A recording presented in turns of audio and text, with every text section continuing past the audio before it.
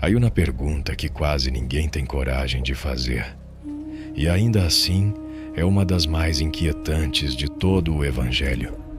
E se Deus estivesse caminhando ao seu lado e você simplesmente não o reconhecesse? Isso não é uma metáfora, não é uma ideia espiritual abstrata. Isso já aconteceu. 2 homens caminharam durante horas com o próprio Jesus Cristo, conversaram com ele, ouviram sua voz, partilharam o mesmo caminho e não perceberam quem ele era. Essa é a história do caminho de Emaús. Mas, na verdade, é muito mais do que uma história. É um espelho. Tudo começa em um momento muito específico da história. Jerusalém, poucos dias depois da crucificação. A cidade ainda respira tensão. O ar está carregado de rumores, medo e confusão. Porque o que aconteceu não foi apenas a morte de um homem. Foi o colapso de uma esperança. Para muitos, Jesus Cristo não era apenas um mestre. Era o Messias esperado. Aquele que viria restaurar Israel. Aquele que mudaria a história. Mas então, ele foi preso, julgado e executado da forma mais brutal possível. Crucificado. E com ele também morreram as expectativas daqueles que acreditaram. É aqui que entram em cena 2 discípulos. Eles não fazem parte dos 12 mais conhecidos. Não são figuras de destaque. São, como a maioria, pessoas comuns. Um deles se chama Cleófas. O outro, nem sequer sabemos o nome. E isso não é por acaso. Porque esse segundo discípulo pode ser qualquer um. Pode ser você. Eles estão deixando Jerusalém. Não estão celebrando. Não estão esperando um milagre. Estão indo embora. Afastam-se da cidade que um dia representou esperança e que agora só lhes lembra dor. O caminho até Emaús tem cerca de 11 quilômetros. Uma distância longa, suficiente para pensar demais. E é exatamente isso que estão fazendo. Conversam entre si, repetem os acontecimentos, tentam entender, mas não conseguem encaixar as peças, porque há algo que não faz sentido. Algumas mulheres disseram que o túmulo está vazio, que viram anjos, que ele está vivo. Mas como acreditar nisso? Como aceitar algo que rompe completamente com a sua lógica? E então, algo inesperado acontece. Um homem se aproxima, começa a caminhar com eles. Não invade, não interrompe. Simplesmente acompanha o ritmo dos seus passos. É um detalhe sutil, mas profundamente humano. Deus não invade. Deus se aproxima. O texto do Evangelho de Lucas diz algo fascinante. Seus olhos estavam impedidos de reconhecê-lo. Pare por um instante. Não diz que ele estava disfarçado. Não diz que havia mudado completamente. Diz que eles não conseguiam reconhecê-lo. E essa é a chave de toda a história. O homem faz uma pergunta sobre o que vocês estão conversando pelo caminho. Eles param, quase surpresos. Um deles responde com um tom que mistura incredulidade e cansaço. Você é o único forasteiro em Jerusalém que não sabe o que aconteceu nesses dias?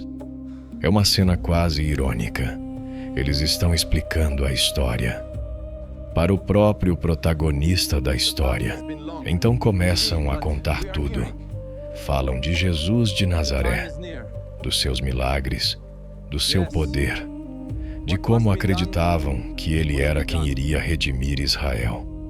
E então, a queda. Mas o crucificaram. Essa frase pesa, carrega o peso de uma derrota definitiva. Mas depois acrescentam algo mais. Algo que revela o estado do coração deles. Nós esperávamos, no passado, É aí que está a ruptura. A fé virou lembrança. A esperança virou saudade. E aqui surge o primeiro nível profundo dessa história. O nível psicológico. Eles não conseguem reconhecer Cristo, porque estão presos a uma expectativa equivocada. Esperavam um Messias político, um libertador visível, uma vitória imediata. Mas a realidade foi completamente diferente. Um Messias que sofre, que morre, que vence, mas de forma invisível. O problema não era a falta de evidência. O problema era o filtro através do qual eles enxergavam. E isso continua acontecendo hoje. Muitas pessoas não veem Deus, não porque Ele não esteja presente, mas porque Ele não corresponde ao que esperavam. O forasteiro os escuta, não interrompe, permite que eles despejem tudo o que carregam por dentro. E então responde, mas não com consolo emocional, não com frases bonitas, e sim com algo muito mais profundo. Ele diz: como vocês são insensatos e lentos de coração para crer em tudo o que os profetas disseram. É uma correção forte, mas necessária. E então, algo extraordinário começa. Ele passa a explicar as Escrituras, desde Moisés até todos os profetas. Mostra que tudo o que aconteceu já estava escrito. Que o sofrimento não foi um erro. Que a cruz não foi uma derrota. Que tudo fazia parte de um plano. Esse é o segundo nível. O nível teológico. Cristo não se revela primeiro pelo rosto. Ele se revela pela palavra. Porque a fé verdadeira não nasce do que você vê, nasce do que você compreende. E há um detalhe impressionante aqui. Enquanto ele fala, algo começa a mudar dentro deles. Eles não o reconhecem com os olhos, mas o sentem no coração. Mais tarde dirão: não ardia o nosso coração enquanto ele nos falava pelo caminho? Esse ardor não é uma emoção superficial. É reconhecimento interior. É a verdade tocando a alma. Eles continuam caminhando. O sol começa a se pôr. Emaús está próxima. E então acontece algo que parece pequeno, mas muda tudo. O forasteiro faz menção de seguir adiante. Não se impõe. Não permanece sem ser convidado. Deus respeita a liberdade. Eles o detêm e dizem: fica conosco, porque já é tarde. Eles não sabem quem estão convidando, mas sentem que não querem que ele vá embora. E essa é a porta. Ele entra com eles. Sentam-se à mesa. E aqui, tudo se transforma. Mas isso veremos na próxima parte. Porque o momento em que finalmente o reconhecem não acontece no caminho. Acontece em algo muito mais íntimo. Algo que mudará não apenas a vida deles, mas a forma como o mundo inteiro compreenderá a presença de Deus. A porta se fecha lentamente. A poeira do caminho fica do lado de fora. Dentro, há silêncio. Um silêncio diferente do da estrada. Mais íntimo, mais denso, mais decisivo. Os dois discípulos estão sentados à mesa com aquele forasteiro que, sem saber por que, não quiseram deixar partir. Caminharam horas com ele. Ouviram palavras que fizeram seus corações arderem, mas ainda não o reconheceram. E é isso que torna essa cena tão poderosa. Porque estão a segundos de descobrir algo que mudará tudo. E ainda não sabem. O gesto que vem agora é, à primeira vista, simples. O hóspede toma o pão. E aqui acontece algo inesperado. Na cultura judaica do século I, é o anfitrião quem abençoa o pão, não o convidado. Mas esse forasteiro age como se a casa fosse sua. Ele toma o pão, pronuncia a bênção, parte-o e o entrega. Essa sequência não é por acaso. É exatamente o mesmo padrão que aparece em outros momentos decisivos, na multiplicação dos pães e, sobretudo, na última ceia. Naquele instante, os olhos dele se abrem, não pouco a pouco, não gradualmente, de uma vez. Eles reconhecem Jesus Cristo, mas no exato momento em que o reconhecem, ele desaparece. Pare aqui por um instante, porque isso rompe completamente a nossa lógica. Não seria mais natural que ele permanecesse, que confirmasse sua identidade, que explicasse mais coisas? Mas não. Ele se revela e se oculta. E esse detalhe é teologicamente explosivo. Aqui entramos no terceiro nível, o nível simbólico. Eles não o reconheceram no caminho, nem mesmo quando ele lhes explicava as Escrituras. Eles o reconheceram no gesto de partir o pão. Isso não é apenas uma cena narrativa, é uma declaração teológica. O que aconteceu naquela mesa é visto pela tradição da Igreja como uma prefiguração clara da Eucaristia. O mesmo gesto, a mesma sequência, a mesma revelação. Cristo se torna reconhecível no partir do pão. Isso transforma completamente a forma como entendemos a presença de Deus. Porque há aqui uma inversão radical. Eles queriam vê-lo com os olhos, mas o reconheceram em um sinal. Não foi uma evidência visual que lhes abriu a mente. Foi um ato sacramental. E há ainda um detalhe mais profundo. Cristo desaparece, não porque vai embora, mas porque já não precisa ser visto da mesma forma. Sua presença muda de modo, de uma presença física e visível, para uma presença sacramental, invisível, mas real. Esse é um dos fundamentos mais profundos da teologia católica. A Eucaristia não é um símbolo vazio, é presença real, não no sentido físico comum, mas de uma forma transformada. Aquilo que, mais tarde, a Igreja chamará de presença real no sacramento. Por isso, esse momento em Emaús não é apenas uma narrativa, é uma ponte entre o Cristo histórico e o Cristo presente na vida da Igreja. Os discípulos ficam em silêncio, mas não é o mesmo silêncio de antes. Agora é um silêncio cheio de compreensão. Um deles rompe esse silêncio com uma frase que revela tudo. Não ardia o nosso coração enquanto ele nos falava pelo caminho e nos explicava as Escrituras? Ali eles entendem. Não era apenas o que foi dito, era quem estava falando.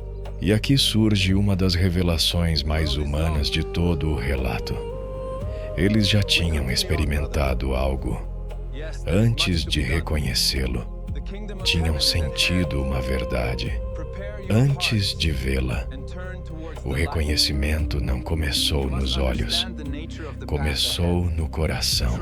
Isso tem uma implicação poderosa para o espectador moderno, porque vivemos em uma cultura que exige evidência imediata, ver para crer.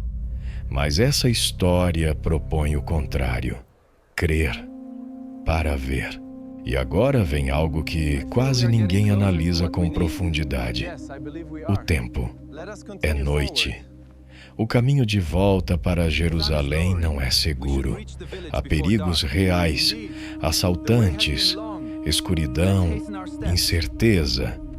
E ainda assim, eles não hesitam. Levantam-se imediatamente. Não esperam o amanhecer. Não planejam. não discutem, eles voltam.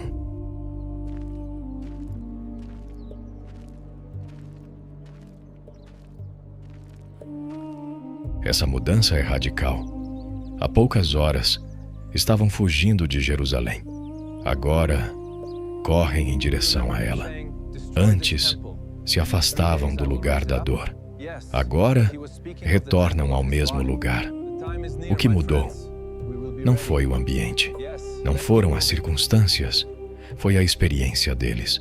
Esse é o ponto de virada psicológico e espiritual. O encontro com Cristo transforma a direção da vida. Não elimina o risco, não elimina o medo externo, mas reconfigura o interior. E há aqui um detalhe histórico importante. Esse tipo de transformação é um dos argumentos que muitos historiadores utilizam para analisar a credibilidade do testemunho cristão primitivo. Porque não faz sentido que pessoas desanimadas, confusas e com medo, de repente se tornem testemunhas dispostas a arriscar tudo, sem terem vivido algo profundamente transformador. Quando chegam a Jerusalém, encontram os 11 reunidos, e antes mesmo de falarem, ouvem algo surpreendente. O Senhor realmente ressuscitou e apareceu a Simão. Eles não são os únicos. Não foi uma experiência isolada. A realidade da ressurreição começa a se espalhar, como uma onda. Então eles contam o que viveram, mas não começam dizendo: nós o vimos no caminho. Dizem algo muito mais específico: nós o reconhecemos ao partir o pão. Esse detalhe não é acidental, é central, porque a mensagem não é apenas que Cristo vive, é como ele se deixa reconhecer.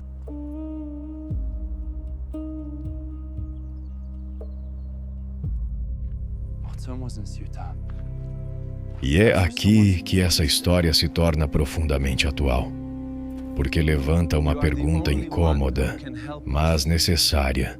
E se hoje estiver acontecendo a mesma coisa? E se Deus estiver presente, mas não da forma que você espera? E se você estiver procurando no extraordinário, enquanto ele se manifesta no cotidiano? O caminho de Emaús não é apenas um evento do passado. É um padrão, um modelo, uma estrutura espiritual que se repete. Primeiro, confusão. Depois, explicação.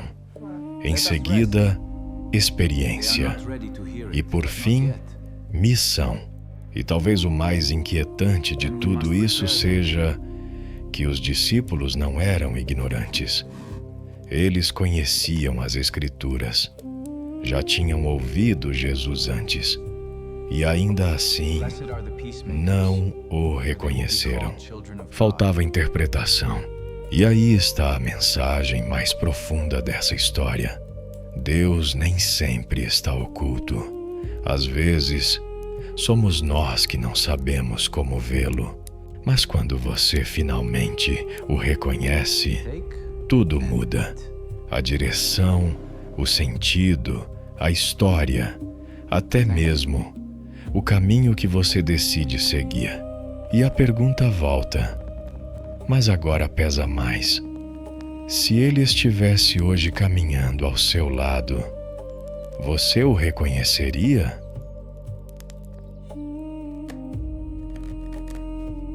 Há algo nessa história que, se você pensar bem, é profundamente desconcertante.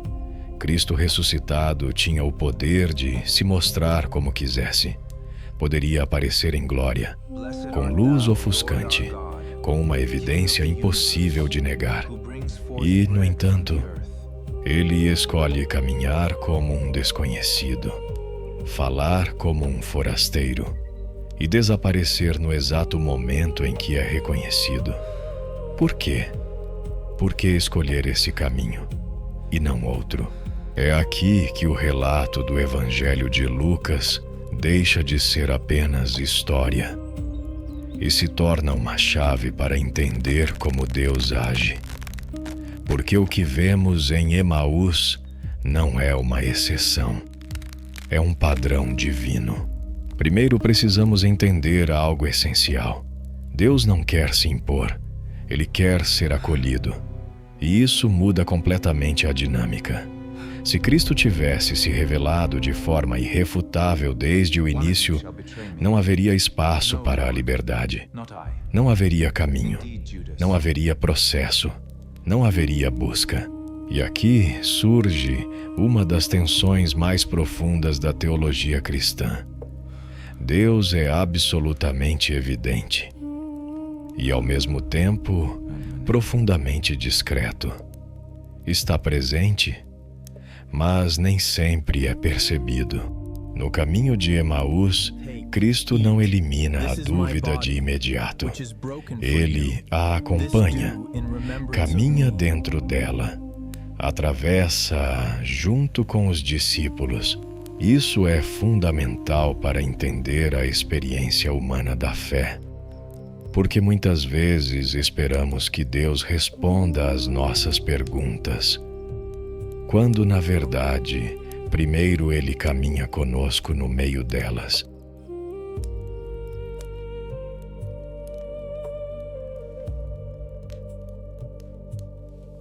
E agora, ao conectar tudo o que vimos, surge uma estrutura muito clara, uma espécie de arquitetura espiritual do encontro com Cristo. Primeiro, o desconcerto.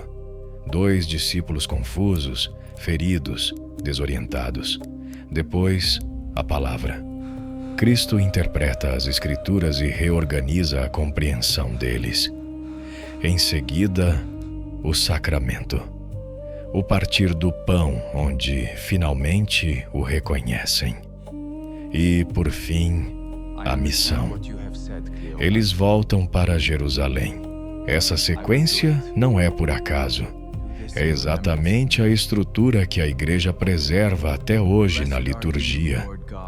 Preste atenção nisso. Primeiro, a liturgia da palavra.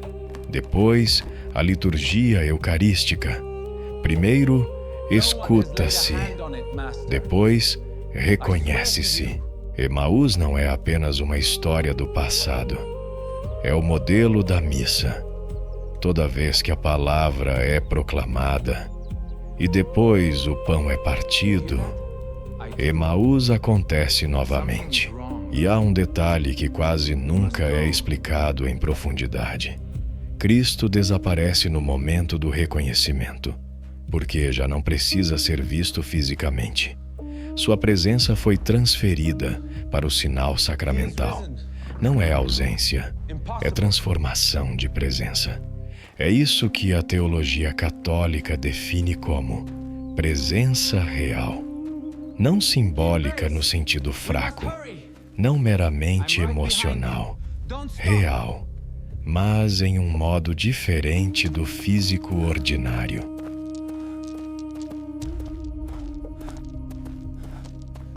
E isso responde a uma pergunta que muitas pessoas fazem, mesmo sem formulá-la claramente. Por que já não vemos Jesus como os discípulos o viam? A resposta não é que ele esteja ausente. A resposta é que o seu modo de presença mudou. Mas aqui vem o ponto mais desafiador de todos. Porque, se a sua presença continua, então o problema não é a ausência, é a nossa percepção. Voltemos aos discípulos. Eles não eram incrédulos radicais. Não eram inimigos de Jesus. Eram seguidores e ainda assim não o reconheceram.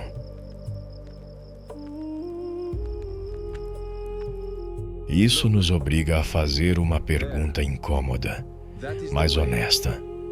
Quantas vezes estivemos perto de Deus sem perceber? E não estamos falando de experiências místicas extraordinárias, mas do cotidiano.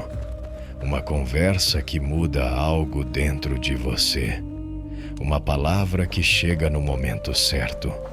Um gesto que parece pequeno, mas transforma. O problema é que esperamos Deus no extraordinário, mas Ele muitas vezes se manifesta no ordinário. E aqui entra o fator mais importante de todos: a disposição interior. Os discípulos não reconheceram Cristo de imediato, mas havia algo neles que estava aberto. Algo neles estava disposto a escutar, a permanecer, a convidar. Se não tivessem dito, fica conosco, a história teria terminado no caminho. Nunca teriam chegado ao reconhecimento. Isso significa que o encontro com Deus não depende apenas dele, também depende da nossa abertura.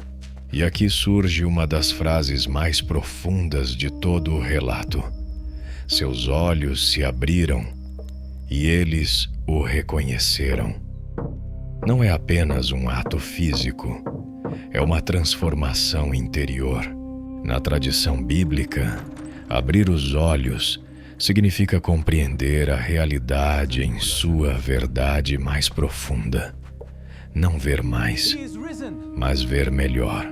E isso se conecta com outro momento-chave das Escrituras. Quando Adão e Eva abrem os olhos, mas para descobrir a queda.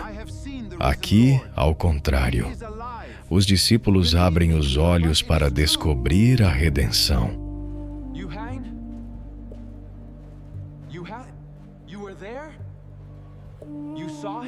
É uma inversão total. Onde antes houve ruptura, agora há reconhecimento. Onde antes houve ocultamento, agora há revelação. E, ainda assim, Cristo não se impõe, não obriga, não aparece de forma espetacular diante de todos, porque a fé não é o resultado de uma evidência forçada. É a resposta a uma presença oferecida. E é aqui que essa história se torna profundamente pessoal. Porque já não estamos falando apenas de Cleófas, nem do outro discípulo sem nome. Estamos falando de você, do seu caminho, das suas dúvidas, das suas expectativas, dos momentos em que você sentiu que tudo desmoronava e não conseguia entender nada. Emaús não é apenas um lugar, é uma experiência humana universal. O momento em que você se afasta porque já não vê sentido, mas também o lugar onde, sem perceber, Deus começa a caminhar ao seu lado.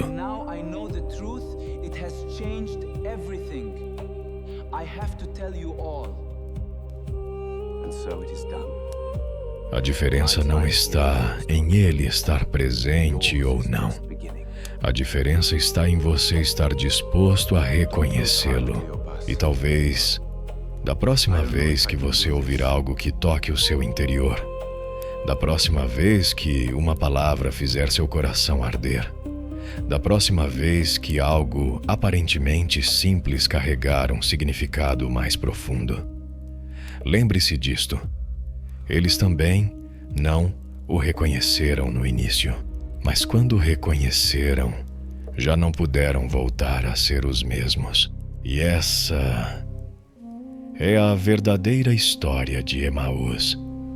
Não a de dois homens que encontraram Cristo, mas a de dois homens que descobriram que Ele nunca deixou de caminhar com eles. Se essa história fez você refletir, deixe-me fazer uma última pergunta. E se Ele já esteve caminhando ao seu lado e você não percebeu? Se em algum momento da sua vida você sentiu esse fogo no coração, escreva nos comentários: eu senti. Quero ler você. E se este vídeo ajudou você a enxergar com outros olhos, inscreva-se. Porque aqui não contamos apenas histórias. revelamos aquilo que muitas vezes passa despercebido.